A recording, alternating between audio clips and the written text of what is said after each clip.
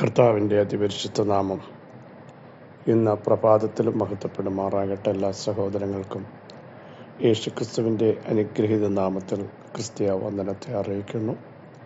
ഒരു ദിവസം കൂടെ ദൈവം നമുക്ക് ദാനമായി നൽകിയല്ലോ. അവിടുത്തെ ദയയും വിശ്വസ്തതയും കരുണയും ഓർത്ത് നന്ദിയോടെ സ്തോത്രം ചെയ്യാം. പുരാതനായ ദൈവം നമ്മുടെ സങ്കേതമാണ്.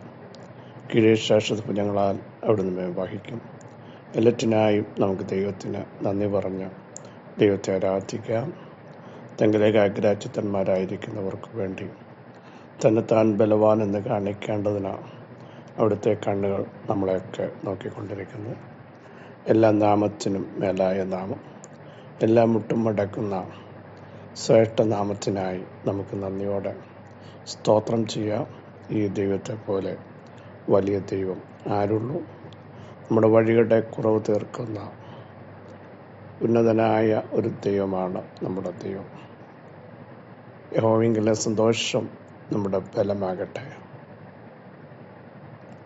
അവങ്കിലേക്ക് നോക്കിയവർ ആണ് പ്രകാശിതരായത്, അവരുടെ മുഖമാണ് ലജ്ജിച്ചു പോകാഞ്ഞത്. എല്ലാ കാലത്തും യഹോവയിൽ ആശ്രയിപ്പീൻ, നിങ്ങളുടെ ഹൃദയം അവിടുത്തെ മുമ്പാകെ പകരുവീനെന്ന് 62-ാം സംഗതി. എല്ലാ കാലത്തും പദവിയിൽ നിന്ന് തള്ളിയിടുവാൻ ഭോഷ്കർ ഇഷ്ടപ്പെടുന്ന ഒരു സമൂഹം, വായ കൊണ്ട് അനുഗ്രഹിച്ച് ഉള്ളം കൊണ്ട് ശപിക്കുന്നവർ, അതിൻ്റെ നടുവിലും എൻ്റെ രക്ഷയും എൻ്റെ മഹിമയും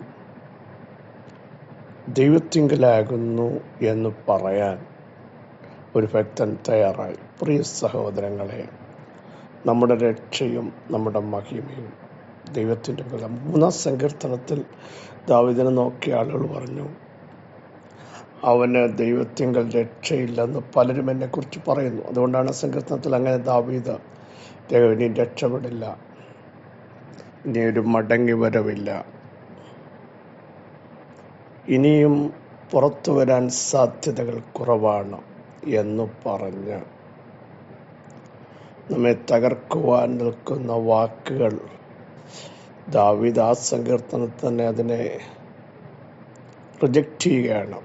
റിസീവ് ചെയ്യാതെ പറയാം, നീയോ യഹോവേ എനിക്ക് ചുറ്റും, ഇതിൻ്റെയൊക്കെ നടുവിൽ യഹോവേ എനിക്ക് ചുറ്റും അതിമഹത്തായ പ്രതിഫലമാണ്, പരിചയമാണ്, എൻ്റെ പലകയാണ്. സ്തോത്രം. ആശ്രയിക്കുന്ന ദൈവമാണ്. മറ്റെടുത്ത് പറയുന്നു, ഒരു സൈന്യം എനിക്കെതിരെ വന്നാലും എനിക്ക് യുദ്ധം നേരിട്ടാലും, അക്ഷരാർത്ഥത്തിൽ സംഭവിച്ചില്ലേ, ഞാൻ ഭയപ്പെടില്ല ദാവീദ് പറയുക. കാരണം യഹോവ എൻ്റെ വെളിച്ചവും എൻ്റെ രക്ഷയുമാകുന്നു. ഞാൻ ആരെ ഭയപ്പെടും? അവിടുന്ന് എൻ്റെ ജീവൻ്റെ ബലമാണ്. എൻ്റെ ജീവൻ ദൈവത്തിൻ്റെ കയ്യിലായിരിക്കുന്നത്, ജീവൻ്റെ ബലം. അതുകൊണ്ട് സൈന്യം പാളയം ഇറങ്ങിയാലും ദുഷ്കർമ്മികളായ ശത്രുക്കൾ അടുത്തു വന്നാലും ഞാൻ ഭയപ്പെടത്തില്ല. സൈന്യങ്ങളുടെ ദൈവമായ യഹോവ എൻ്റെ കൂടെയുണ്ട്. യാക്കോബിൻ്റെ ദൈവം എൻ്റെ ദുർഗമാണ്. Price to Jesus. എത്ര പേർക്ക് പറയാൻ കഴിയും? പ്രതികൂലങ്ങൾ അനവധി വന്നാലും, സങ്കടങ്ങളും സംഘർഷങ്ങളും സന്താപങ്ങളും സാധ്യതകൾ അസ്തമിച്ച സാഹചര്യങ്ങളും വരുമ്പോഴും സകലവും സാധ്യമാക്കുന്ന ഒരുവൻ നമ്മോട് കൂടെ ഉണ്ട് എന്ന ഉറപ്പ് എല്ലാ കാലത്തും നമ്മെ ഭരിക്കണം. ധൈര്യത്തോടെ പറയണം, എൻ്റെ നീതിമാൻ വിശ്വാസത്താൽ ജീവിക്കും. വിശ്വാസത്തിൻ്റെ നായകനും പൂർത്തി വരുത്തുന്നവനുമായ കർത്താവിനെ നോക്കിക്കൊണ്ട് നമ്മുടെ പ്രവാസകാലം മുമ്പോട്ട് പോകുവാൻ ഈ ദിവസങ്ങളിൽ ദൈവാത്മാവ് നമ്മളെക്കുറിച്ച് ആലോചന പറയും. വിശ്വാസത്തിൻ്റെ നായകനെ നോക്കിയിട്ട് വേണം മുൻപോട്ട് പോകാൻ. അവിടുന്ന് വഴിയിലിടുന്ന ദൈവമല്ല. അതുകൊണ്ടാണ് പൗലോസ് പറഞ്ഞു, ഞാൻ ആരെയാ വിശ്വസിച്ചിരിക്കുന്നത് എന്നെനിക്കറിയാം. പകുതി വഴിക്കിട്ടേച്ചു പോകുന്നവനെ അല്ല, വാക്ക് പറഞ്ഞിട്ട് മാറുന്നവനെ അല്ല, വാഗ്ദത്തം ചെയ്തവൻ അവിശ്വസ്തനല്ല. ഞാൻ ആരെ വിശ്വസിച്ചിരിക്കുന്നു എനിക്കറിയാം. ആ ദിവസം വരെ അവിടുന്ന് എന്നെ കാക്കുവാൻ നടത്തുവാൻ ശക്തനാണ്. ഈ ഒരു ഉറപ്പ് നമ്മുടെ അകത്ത് ഉണ്ടാകട്ടെ. അപ്പോസ്തലപ്രവൃത്തി അതിൻ്റെ 2-ാം അധ്യായം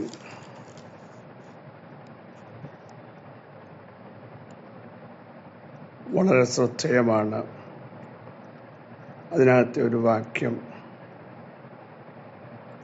ഷെയർ ചെയ്യാൻ കർത്താവിൽ ശരണപ്പെടുന്നു.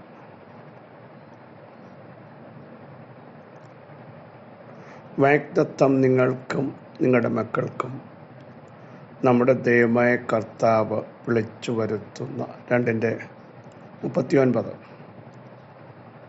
ദൂരസ്ഥരായ ഏവർക്കുമുള്ളതല്ലോ എന്ന് പറഞ്ഞു. വാഗ്ദത്തം നിങ്ങൾക്കും നിങ്ങളുടെ മക്കൾക്കും നമ്മുടെ ദൈവമായ കർത്താവ് വിളിച്ചു വരുത്തുന്ന ദൂരസ്ഥരായ ഏവർക്കും ഉള്ളത് ആണ് എന്ന് പറഞ്ഞു.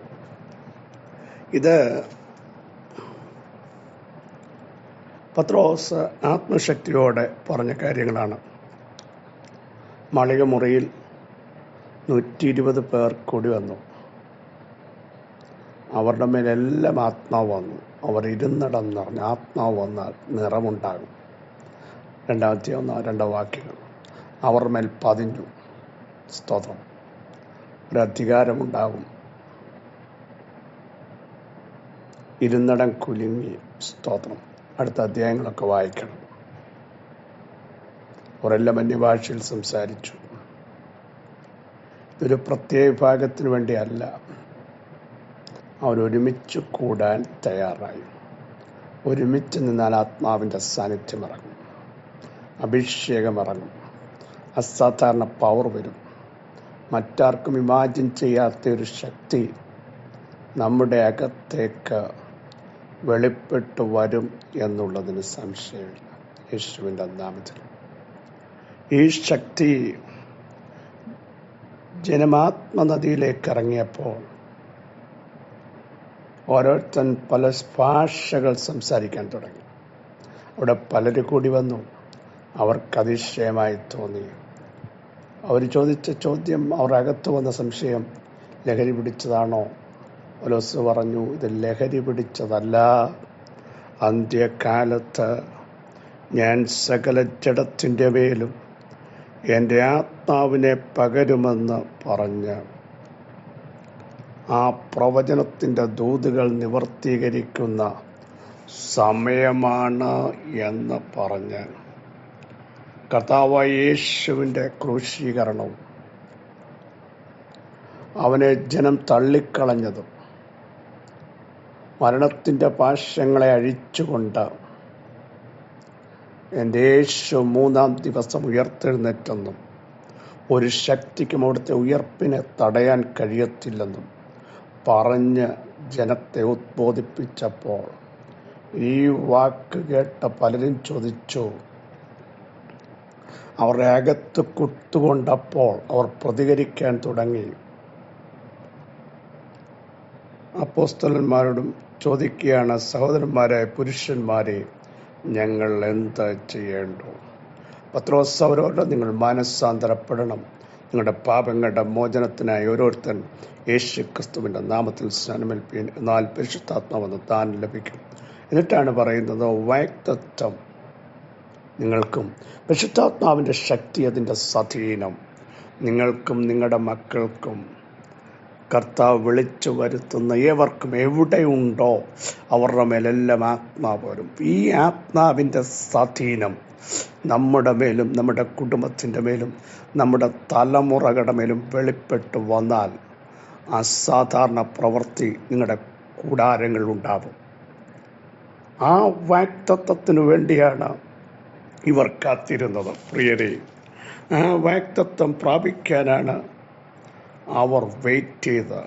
ആ വാഗ്ദത്തത്തിൻ്റെ ശക്തി അറിഞ്ഞ ഒരു സമൂഹമാണ് വിളിച്ചു പറഞ്ഞത്, ഇതിനുവേണ്ടി നിങ്ങൾ കാത്തിരിക്കണം.